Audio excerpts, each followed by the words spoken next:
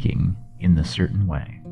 Turn back to chapter 6 and read again the story of the man who formed a mental image of his house, and you will get a fair idea of the initial step toward getting rich.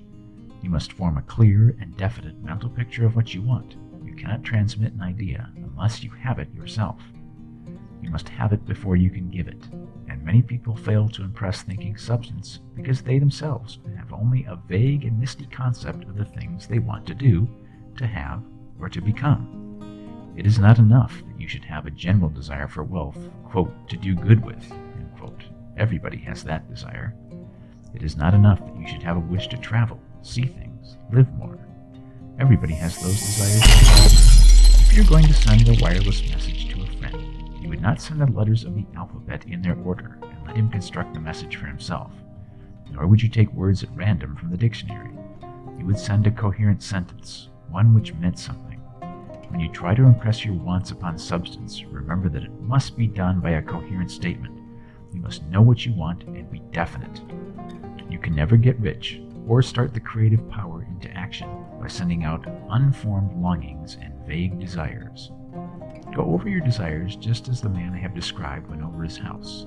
See just what you want and get a clear mental picture of it as you wish it to look when you get it.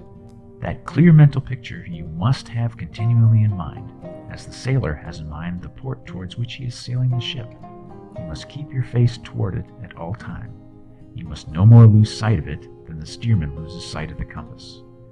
It is not necessary to take exercises in concentration, nor to set apart special times for prayer and affirmation, nor to go into the silence, nor to do occult stunts of any kind.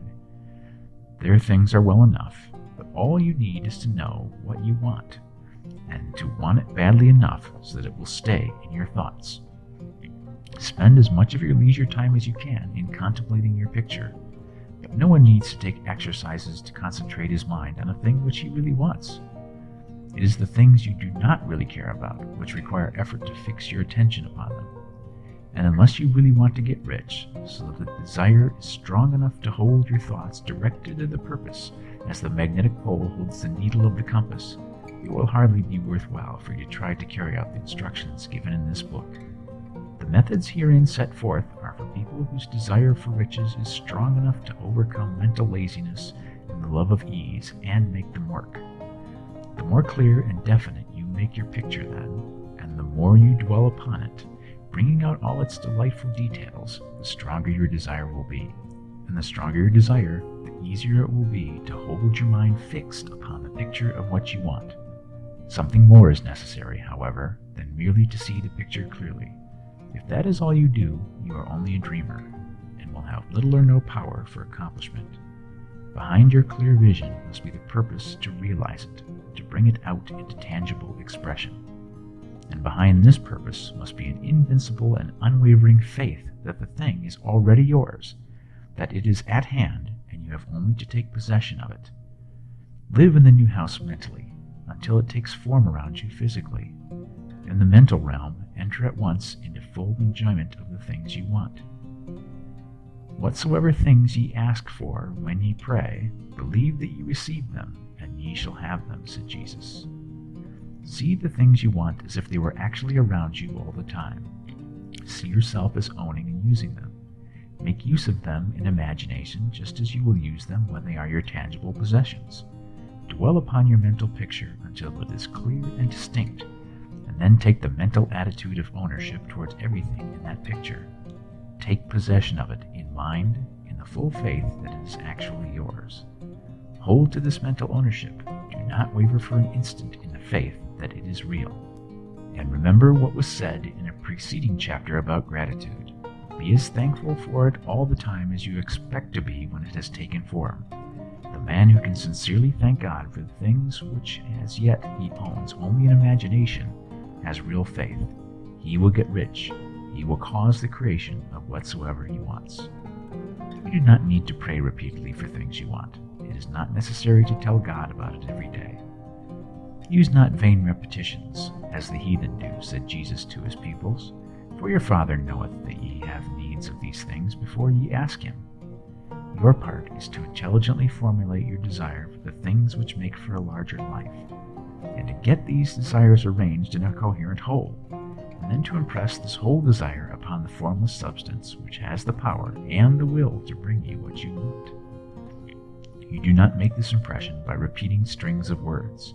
You make it by holding the vision with unshakable purpose to attain it, and with steadfast faith that you do attain it. The answer to prayer is not according to your faith while you are talking, but according to your faith while you are working.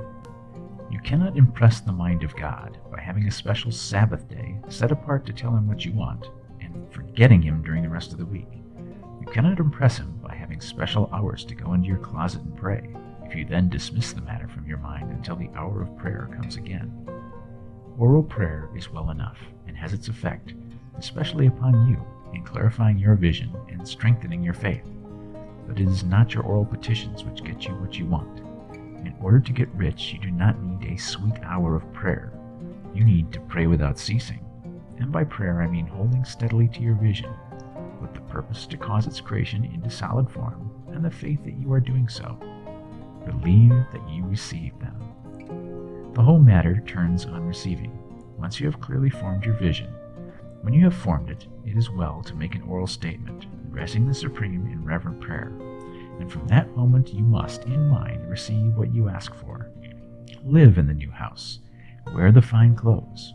Ride in the automobile. Go on the journey, and confidently plan for greater journeys. Think and speak of all the things you have asked for in terms of actual present ownership. Imagine an environment and a financial condition exactly as you want them, and live all the time in that imaginary environment and financial condition. Mind, however, that you do not do this as a mere dreamer and castle builder. Hold to the faith that the imaginary is being realized, and to the purpose to realize it. Remember that it is faith and purpose in the use of the imagination which make the difference between the scientist and the dreamer. And having learned this fact, it is here that you must learn the proper use of the will.